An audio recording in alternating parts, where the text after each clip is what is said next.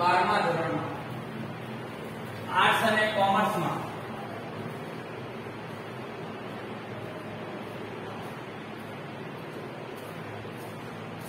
વિભાગ નંબર 4 માં 13મા નંબરના પાઠ મહાત્માના માણસ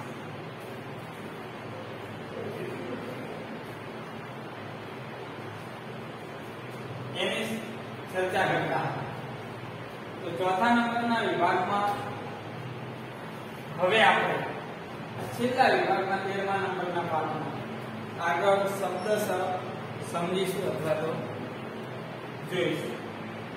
તો 65 નંબરના પેજ ઉપરથી ચોથા નંબરનો ફકરો એટલે 4 ફકરા આપણે પૂરા કર્યા અને આગળની જે પંક્તિ ત્યાંથી આપણે શરૂઆત કરીશું.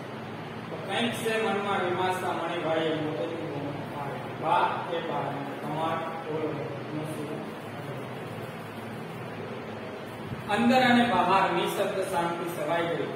મણિભાઈને થયું કે પોતે એક સપનું જુએ છે. અડધી રાતે સાથી પર ભયનો અંધાર ઓથા બનીને સવાઈ જાય એવું એક સપનું જોતા હોય એવી રીતે અને સાથી પર ભયનો ઓથા બનીને દૂર સપના એટલે ખરાબ સપના હોય જોતા હોય એવું એમ કે લાગતું. જરાક પ્રયત્ન કરીને આંખો ખોલી નખાય તો પલક વારમાં એની બધી મોટી થોડા જ સમયમાં શું થઈ જાય આંખો ખોલી નખાય તો એક ક્ષણમાં બધું જ મટી જાય. બાદ દોડતી દોડતી બહાર આવે. હરખ ધરી તેને ગુસ્સે ભરી આવે. હરખ ઘેલી હરખ એટલે આનંદ ખુશી એવો તળપદો અર્થ થઈ તો હરખ ઘેલી થઈ અને બહાર દોડી આવે. ભાઈ આવ્યો એટલે પોતાનો એ પણ એક બીજું સપના ઓચિંતા પગ દુખવા માંડ્યા. બહુ થાક્યો છે અને પોતે બગલ થયેલો પાઠ પર મૂકીને ઓચિંતા પગ થાકી ગયા અને બગલ થયેલો પાઠ પર મૂકીને એ એમ કે બેસી. તે સાથે એમ કે ઉપલી ખડકીની બારે એમ લખ્યું અને ક્રોધ ભરી ગર્જના સંભળાય. કિયા છે એ કિયો એવો શબ્દ જ્યારે વપરાય એ તળપદો શબ્દ.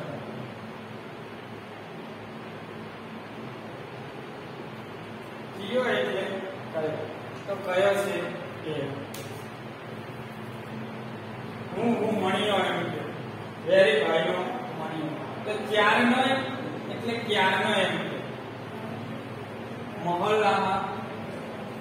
મોહલ્લા એટલે શેરી એનો મતલબ. હેંડતો ના એટલે હેંડતો મોટી મહાત્મા વાળી ના જોઈ. હેંડવું એટલે ચાલવું એવો એને તળપદો અર્થ થઈ શકે. એટલે કે હેંડતો જેનો મતલબ ચાલતો એમ કે મોટી મહાત્મા વાળી મોટા મહાત્મા વાળી માણસ ના જોયો હોય તો અને એમ કે બારી એમ કે વસાય કે બારી. દિશા શૂન્ય બનીને મણિભાઈ એ મારી સામે એમ કે તાકી રહ્યો. ઘણા વખત લગી એમ કે તાકી. દિશા શૂન્ય એકદમ ભાવ વગરનો વ્યક્તિ એમને ઊંધો હોય ખાલી હોવાનું વગર હોય એવી રીતે અને એ પોતે એમ કે બારી સામે તાકી રહ્યો અને અંતે તેને એમ કે બગલ થયેલો પાછો એમ કે ઉચક્યો અને મણમણના થઈ ગયેલા પગ ખસર્યા. બગલ થયેલો ઉચકીને મણમણના એટલે વધારે વજનના એના પગ ઉપડતા ન હતા કારણ કે એને વધારે દુઃખ લાગતું હતું અને એ એમ કે શું કર્યું અને ખસર્યા અને કૂતરાની જાત આગળ જરા એમ કે લાંબીને કંભીને રસ્તામાં એમ કે ખાવા લીધેલું ગાંઠિયાનું પડી ગયું અને શું કર્યું એ નિરાશ થતાની સાથે હવે એને જે ગાંઠિયા ખાવા માટે લીધા હતા એ પણ એને જોઈતા ન એટલે એ ગાંઠિયાનું પડી ગયું અને કૂતરાની જાત આગળ જ મૂકે નાખી દીધું અથવા તો ઊંધું પાડી દીધું. આભારવશ કૂતરાએ પહેલા પૂછડી પટપટાવી અને દોડે વળ્યા પણ પછી એમ કે ગાંઠિયા એમ કે સૂંઘીને એમ કે આઘાત થશે. ગાંઠિયાને નાકથી સ્મેલથી થોડું સૂંઘી અને પોતે આઘાત દૂર કરશે. ઠીક ત્યારે એમ કે તમે જાઓ. અપાર ખેદથી એટલે વધારે ખેદનો મતલબ દુઃખ.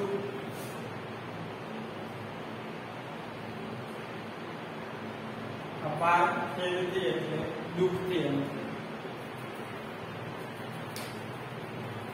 મણિભાઈએ પાછું વળીને જોયા વગર બાપ દાદાનો મહોલ્લો કાયમ માટે એટલે માતા પિતાનો જે પોતાનો શેરી હતી એ કાયમના માટે એમને છોડી દીધી.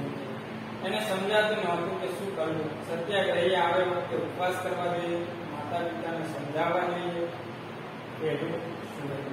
એને કોઈ સમજણ પડતી ન હતી કે સત્યાગ્રહીએ આવા વખતે આવા સમય શું કરવું જોઈએ. ઉપવાસ એટલે આપણે જે વ્રત માટે કરીએ તે કરવું જોઈએ. હા, એમ કે હૃદય પરિવર્તન કરાવવું જોઈએ. પણ ગાંધીજી એના બાપને એમ તો ઓળખતા. ગાંધીજી એના બાપને એના પિતાને એમ કે ઓળખતા હતા કે એમનો સ્વભાવ કેવો હોય, કેવી રીતે બોલે કોઈ ઓળખતા ન હતા. એમને ક્યાં ખબર હતી કે વેરીભાઈ વિપરે એટલે પછી કોઈ ના. એમને ખબર ન હતી કે વેરીભાઈ પોતે વિપરે એમનું મગજ પીતો જાય એટલે કોઈના નહીં. લાખ સમજાવતો હોય કેમ કે બધું પથ્થર પર પાણી. તમે ગમે તેટલું સમજાવો તો એ બધું કેવું લાગે, પથ્થર પર પાણી સમાન. કઈ નહીં એમ કે પોતે સાબરમતી ચાલ્યો જશે, આશ્રમમાં રહેશે. બીજું કઈ નહીં તો કઈ નહીં. શું કરશે? અહીંથી સાબરમતી જેલમાં ચાલ્યો જશે. જે સાબરમતીની જેલમાં પહેલા ગયો હવે સાબરમતી આશ્રમમાં રહેશે અને રેડિયો કાઢશે અને દેશ સેવા કરશે. નહીતર પાછો સત્યાગ્રહ કરીને સત્યનો આગ્રહ એની સંધિ ચૂકી પડે એ કરીને જેલમાં જશે. આ વખતે એમ કે ડાયો થશે. ડાયો એટલે સમજુ અથવા તો સમજવા. કોઈના પર હાથ નહીં ઉપાડે. વેરીભાઈને જો એમ લાગતું હોય કે એમનો મણિયો મરી ગયો છે તો પોતાના મનથી પણ બાપ પર ચિંતા માણસ. જો પોતાના પિતાને એવું લાગતું હોય કે પોતાનો પુત્ર મણિયો મરી ગયો તો શું કહ્યું કે ઓચિંતા બાપને પણ પોતાની માં એટલે માતા. અને ઘરે સોપારી જેવો હોય કે ગોળ ગુનો કરાય અને ગળામાં જ અમુક વાત અમુક શબ્દો રહ્યા અને ગુનો ભરાવે તે અચકી જાય ને એમ કે આંખ ભીની થઈ ગઈ. માએ પણ એમ કે બારણું અને આંખો ભીની થઈ ગઈ અને પોતાની માતાએ પણ બારણું એટલે દરવાજો ખોલ્યો. મગજ બહેર મારી ગયું હતું પણ પગને એમને પોતાની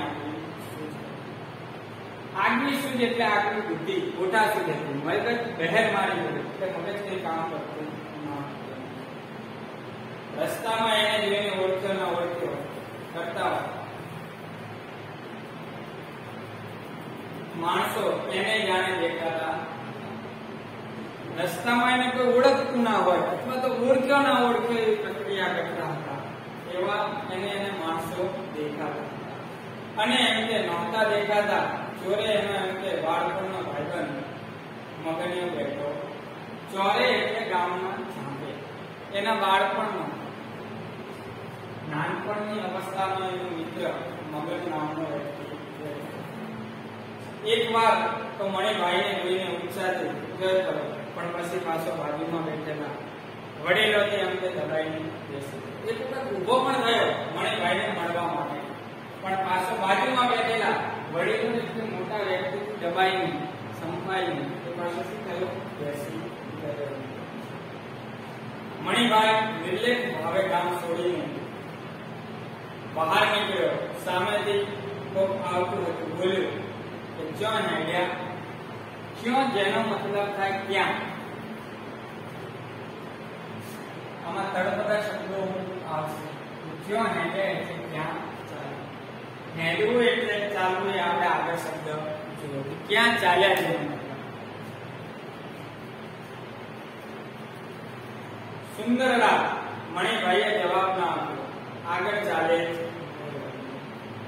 પછી આસ્તેથી મનમાં કુંડાળા જાગે. મનમાં કુંડાળા જાગવા એ રૂઢિપ્રયોગનો અર્થ છે.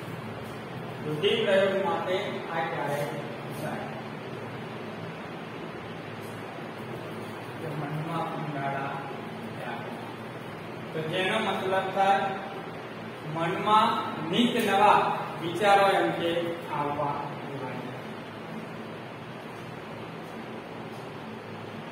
સાથે પેલા સુંદરડાનું નામ લીધું ત્યાં તો કોઈ સગુવાલો નહોતું રહેતું કે સુંદરડાનું નામ કેમ આપ્યું હશે? ત્યાં આપણું કોઈ સગુવાલો કોઈ રહેતું નહોતું. પણ પાછા એમને વળવાની કોઈને કે પૂછવાની વૃત્તિ વૃત્તિ એટલે ઈચ્છા કોઈને કે જાગી નથી. એ તો સારું રહ્યું કે જોઈ તો સામે મળ્યો કે ન મળ્યો હોત તો મણિભાઈ સીધો સાબરમતી પહોંચી. જોઈતા રાત નામનો વ્યક્તિ પોતાના ગામનો એ મણિભાઈને સામો મળ્યો. કદાચ જો એ ના મળ્યો હોત તો મણિભાઈ સીધો સાબરમતી ડેમમાં જ પહોંચી ગયો હોત. પણ જોઈ તો મળ્યો. જોઈતા બધી વાત કરી અને મણિભાઈ સુંદરલાની વાતે અને જોઈતા નામનો વ્યક્તિ મળ્યો અને શું કર્યું કે વાત કરી અને મણિભાઈ સુંદરલાની વાતે વાતે એટલે રસ્તે ચાલવા. હજી એને બધું માન્યામાં નહોતું આવતું. હીરા એટલી ઘરમાં લઈને રહે. અરે એ બને જ કેવી રીતે? હજુ આ બધી વાત એના માન્યામાં આવતી ન હતી. અને હીરા એટલે મણિભાઈની પત્ની. એ પોતે એકલી ઘરમાં લઈને રહે અને ઘર ચલાવે એ એના માન્યામાં આવતું ન હતું. પણ બન્યું હતું સાવ નાનું ઘર હતું પાટીદાર માહોલ વચ્ચે. ઘર નાનું હતું અને પાટીદાર મહોલ્લો એટલે પાટીદાર કબલી પટેલ લોકો બે પચાસના જે આવે એનો મહોલ્લો એટલે શેરી હતી. સેવાડે આંગણામાં ભેંસ હતી. સામો એમ કે કાતીનો ખાટલો હતો. એના પર એમ કે બેઠી બધા રાવજીને રમાડ. આ બધી એના ઘરની આંગણાની એમ કે વર્ણન કરે કે સામે કાતીનો ખાટલો, બાજુમાં ભેંસ બાંધી હતી અને એના પર બેઠી હીરા રાવજીને શું કરતી હતી? રમાડ. જેનો મતલબ મણિભાઈ અને હીરાના પુત્રનું નામ રાવજી. મણિભાઈને જોઈને સફારી ઊભી થઈને સામે જોઈ. મણિભાઈ સ્તબ્ધ થઈને જોઈ રહ્યો. મણિભાઈને જોઈ અને સફારી તરત જ એમ કે દોડી આવી અને એનું રૂપ જોઈ રહ્યો. ખાદીની જાડી એમ કે દોડેલી સાડી અને દાઢીના વગર મધ્ય હીરા છે. મણિભાઈને જોઈ અને સુખ બની ગઈ. સ્તબ્ધ એટલે આશ્ચર્ય થયું. અને એ પણ હીરા કેવી હતી? ખાદીની સાડીમાં સજ્જ અને એનો દાગીના એટલે ઘરેણા વગરનો દેહ એટલે શરીર.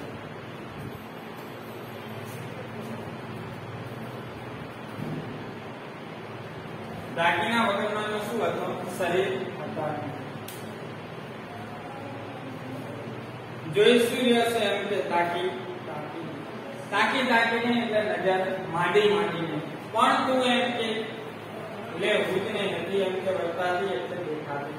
તારા એમ કે ઘરેણા ક્યાં ગયા?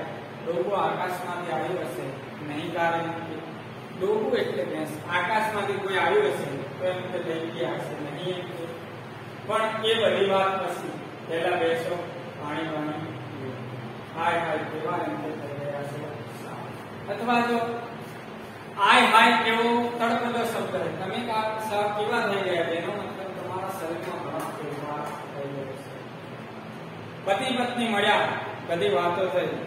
બાપની જો હુકુમની ને માતાના નિર્ભર. કારણ હીરા અને મણિભાઈ બંને મળ્યા એટલે એમને વાત એ કરી કે બાપની જો હુકુમ. વેરીભાઈ એ કોઈની વાત માનતા ન હતા. એ વાત પકડી છોડે અને માતાના નિર્બળ વિરોધ. પણ પોતાની માતા કોઈ પણ વિરોધ વાત કરે, કઈ પણ બોલે તો એનો નિર્બળ વિરોધ, બળ વગરનો વિરોધ. ને હીરાના પીએ જ્યારે લીધેલા રીતે વલણની ને એવી બધી. પણ મણિભાઈના મનનું કૌતુક મળતું કૌતુક ન મળતું હતું એટલે આશ્ચર્ય નહોતું. પોતે તો જાણે કે કેવા મોટા મોટા માણસોને. પણ મણિભાઈને પોતાને મનોમન એવું થતું હતું કે પોતે તો કઈ કોઈ મોટા મોટા માણસોને શું હોય મળ્યો ન હોય કેવું બધું એમ કે જાણી આવ્યો નહીં બદલાયો પણ આ હીરા એને કોને આ શીખવાડ્યું કે ક્યાંથી આપણી સાહસી થઈ શકે પણ પોતાને નતું હતું કે પોતાની પત્ની હીરા કેવી રીતે આ બની શકે એને કોને આ શીખવાડ્યું અને કેવી રીતે પોતે સાહસી થઈ ગઈ હીરાએ તો જાણે ટૂંકો અને ટચ જવાબ જ્યાં તમે ત્યાં હીરાએ શું જવાબ આપ્યો ટૂંકો અને ટચ કે જ્યાં તમે ત્યાં એમ આપીને વાત પતાવી નાખી અને ઝટપટ એમને થાળી પીરસી ઘણા સમયથી મળ્યા ન હતા એટલે આ વાત કરી અને વાત પતાવી અને ઝટપટ એટલે જલ્દી મણિભાઈને થાળી પીરસી પણ મણિભાઈને કઈ સમજાયું નહીં એ બહુ વિચારમાં પણ મણિભાઈને આમાંથી કોઈ બહુ સમજાતું ન હતું અને એક વખતે સમા વિચારમાં એને ભાગોળેથી એમ કે લીધેલા પીળી બાકસ પણ એમ કે કાઢ્યા શું કર્યું વિચારોમાં અટવાતું શું કર્યું ભાગોળેથી એટલે ગામના ફાવડે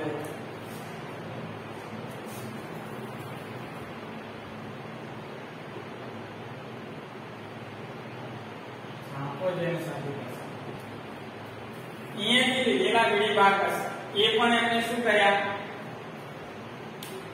બહાર કાઢ્યા બીડી પીવા માટે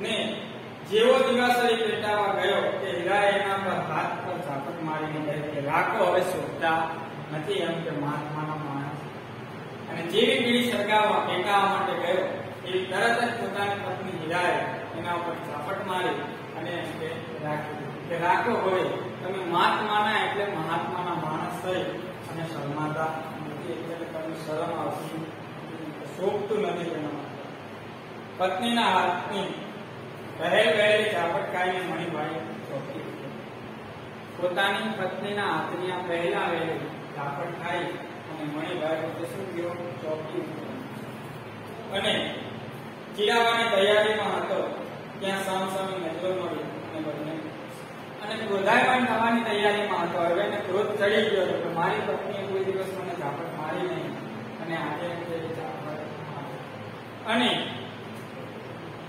એ તૈયારી કરતો હતો ત્યારે બંનેની સામસામે નજર મળી અને બંને હસી પડ્યા અને ઇન્કલાબ જિંદાબાદ કહી અને આ પાઠનો બનાવતી કરી તો મિત્રો આવી રીતે મણિભાઈ પોતે આઝાદીની ચળવળમાં